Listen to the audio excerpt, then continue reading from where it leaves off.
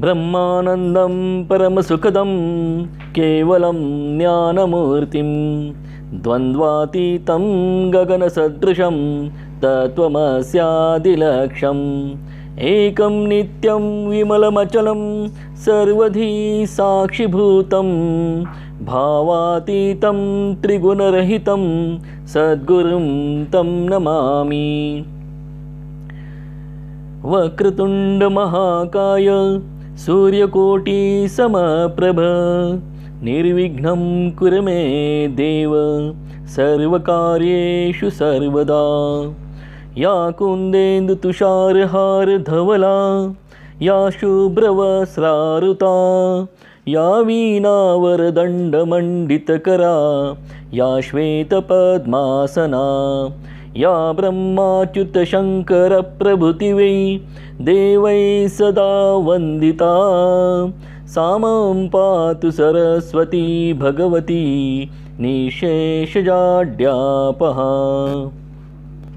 कस्तूरी तिलकं ललाटपटले वक्षस्थळे कौस्तभं नासाग्रे नवमौक्तिकं करतले वेणुकरे कङ्कणं सर्वाङ्गे हरिचन्दनं सुललितं कण्ठे च मुक्तावली गोपश्री परिवेष्टति विजये कुर्यात् सदा मङ्गलम्। यं ब्रह्मा वरुणेन्द्ररुद्रमरुतः स्तुन्वन्ति दिव्यैस्तवैः वेदैः साङ्गपदक्रमोपनिषदैः गायन्ति यं सामगाः। ध्यानावस्थितद्गतेन मनसा पश्यन्ति यं योगिनः यस्यान्तन्न विदुःसुरासुरगणा देवाय तस्मै नमः।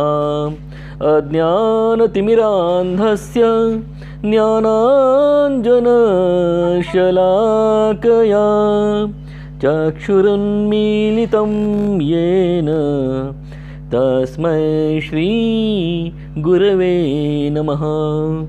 तस्मै श्री गुरवे नमः। कालपर्यंतच्या कथेत आपण पाहिले की देवेंद्राने राजा अमरीशाच्या साधन द्वादशी व्रताची आणि अधिक मासातील व्रताच्या अधिकपट पुण्यामुळे त्याला उत्पन्न झालेल्या चिंतेची कथा दुर्वास ऋषींना सांगितली। तेव्हा दुर्वास ऋषी देवेंद्राला म्हणाले, अरे देवेंद्र, त्यात तू एवढं भयभीत आणि चिंताग्रस्त होण्याचे कारण काय? प्रत्येक हरिभक्ताने करायलाच हवं असं हे व्रत आहे। ब्रह्मदेव महेश एवढेच कशाला, पण स्वतः तू सुद्धा हे व्रत केले आहेस ना?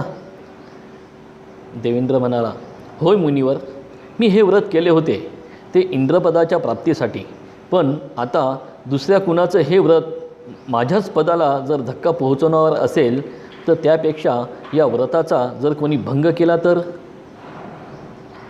असा प्रश्न उपस्थित करत देवेंद्र चाचरतच म्हणाला, छे छे इंद्रा, हे महाविष्णूचं महापुण्यकारक व्रत आणि त्याचा भंग, छे छे, शिव शिव शिव, काय हा तुझा विचार? असे दुर्वास ऋषी देवेंद्राला म्हणाले।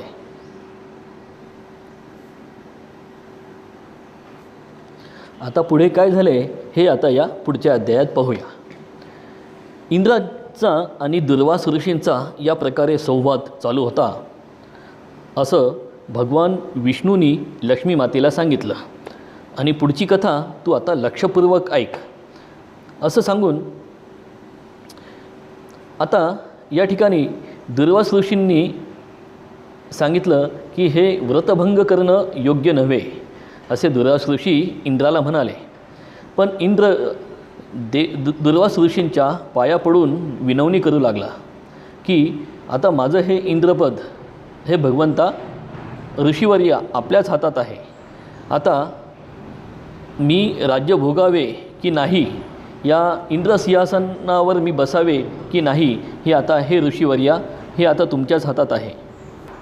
इंद्राची ही विनवणी ऐकून दुर्वास ऋषींना त्याला नाहीही म्हणता आले नाही आणि होही म्हणता आले नाही। तरी जाता जाता दुर्वास ऋषींनी इंद्राला अभय दिले की ठीक आहे.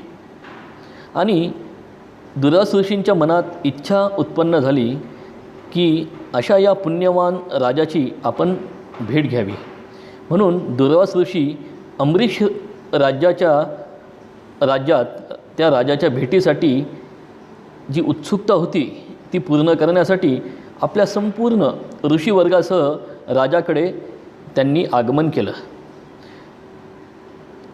राजाने एकादशीचं व्रत केलेलं होतं आणि रात्री सर्व ऋषीगणांचं राजाकडे आगमन झालं. दुर्वास ऋषींना पाहून राजाला खूपच आनंद झाला आणि त्यांच्या शिष्यगणांचं राजाने आपल्या ऐपतीप्रमाणे व्यवस्थित स्वागत आणि आदर सत्कार केला आणि सगळीकडे आनंद झाला.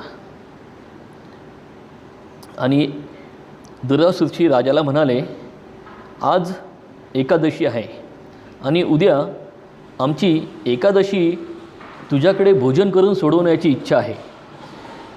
या मागणीचा राजाने आनंदाने स्वीकार केला व सर्व पूर्वतयारी अंबरीष राजाने त्याच्या राज्यात सर्व ऋषीमुनींची केली.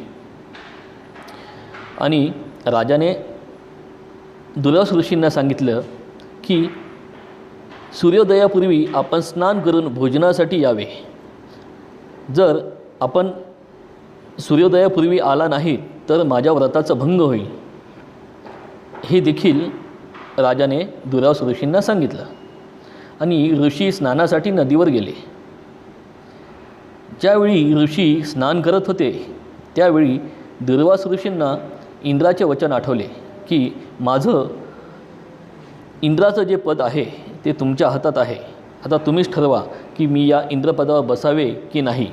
आणि इकडे राजाचेही वाक्य दुर्वास ऋषींना आठवले की जर सूर्योदयापूर्वी आपण स्नान करून तेथे गेलो नाही तर राजाचं व्रतभंग होईल. आणि इकडे राजा दुर्वास ऋषींची वाट पाहू लागला आणि दुर्वास ऋषींना वेळ होत आहे असे पाहून राजाने आपल्या सेवकांकरवी दुर्वास ऋषींना निरोपसुद्धा पाठवला. पण ऋषीगण वेळेवर आले नाही. सूर्योदयाला थोडाच वेळ असल्याने आणि व्रतभंग होऊ नये आणि दुर्वास ऋषींचा मानही ठेवावा म्हणून राजाने एका तुलसीपत्रावर आपला या ठिकाणी जो उपवास आहे तो सोडलेला आहे. आणि हे ज्यावेळी दुर्वास ऋषींना समजले त्यावेळी दुर्वास ऋषींना खूपच राग आला. दुर्वास ऋषी राजाकडे आले आणि म्हणू लागले की चल आता आम्हाला तू भोजनासाठी वाढ. त्यावेळी राजाने सांगितले की मी तर माझ्या व्रताची सांगता केली आहे, आपण कृपया भोजनासाठी बसावे. असे राजाच्या तोंडून वाक्य ऐकताच दुर्वास ऋषी म्हणाले की हे उष्टे अन्न आम्ही खावे, हे उष्टे अन्न खाण्यापेक्षा आम्ही असेच निघून जातो. अशा पद्धतीने दुर्वास ऋषींना खूप राग आला आणि राजा त्यांची विनवणी करू लागला की तुम्ही जाऊ नका. मी फक्त एक तुलसीपत्र ग्रहण केलेलं आहे आणि हा जो भोजनाचा नैवेद्य आहे हा मी फक्त भगवंताला दाखवलेला आहे आणि तो भगवंताला दाखवला असल्यामुळे हा तर प्रसादच असेल. हे मी उष्ट केलेलं नाही. मी अन्नाचा एक ग्रहण केलेला नाही, एक घाससुद्धा ग्रहण केलेला नाही असं त्यांनी दुर्वास ऋषींना सांगितलं. तरीही दुर्वास ऋषींचा राग काही शांत होईना. अतिशय क्रोधी झालेले दुर्वास ऋषी राजाला म्हणाले, मी आता तुला या आमच्या अपमानासाठी शाप देतो. तुला भविष्यात 100 जन्म घ्यावे लागतील. तेव्हा राजाने भगवंताला शरण जाऊन भगवंताचा धावा केला. हे भगवंता, या संकटातून तूच आता मला वाचव. त्यावेळी कनवाळू आणि भक्तांचे कैवारी शंख, चक्र, गदा आणि पद्म धारण केलेले भगवान विष्णू त्या ठिकाणी साक्षात प्रगट झाले आणि दुर्वास ऋषींना म्हणाले की हे ऋषी, या माझ्या भक्ताचा शाप मी स्वतः स्वीकार करतो आणि माझ्या या भक्ताला मी अभय देतो. मग ऋषींनी त्या 100 जन्माचे शाप 10 जन्मामध्ये रूपांतरित केले आणि हा शाप भगवंतांना आपण जो विष्णूचे दशावतार म्हणतो त्या दशावतारास कारणीभूत ठरला. अशा प्रकारे जर व्रत मनोभावे केले या अधिक महिन्यात तर तुम्हा आम्हा सर्वांचे रक्षण आपला परमेश्वर विष्णू भगवान करत असतात. त्यामुळे व्रताचा भंग होऊ न देणे हे प्रत्येक भक्ताची आपली स्वतःची जबाबदारी आहे. आता पुढच्या अध्यायासाठी आपण उद्या बघूया. याच ठिकाणी आपण अध्याय संपलेला आहे. ओम शांती शांती शांती.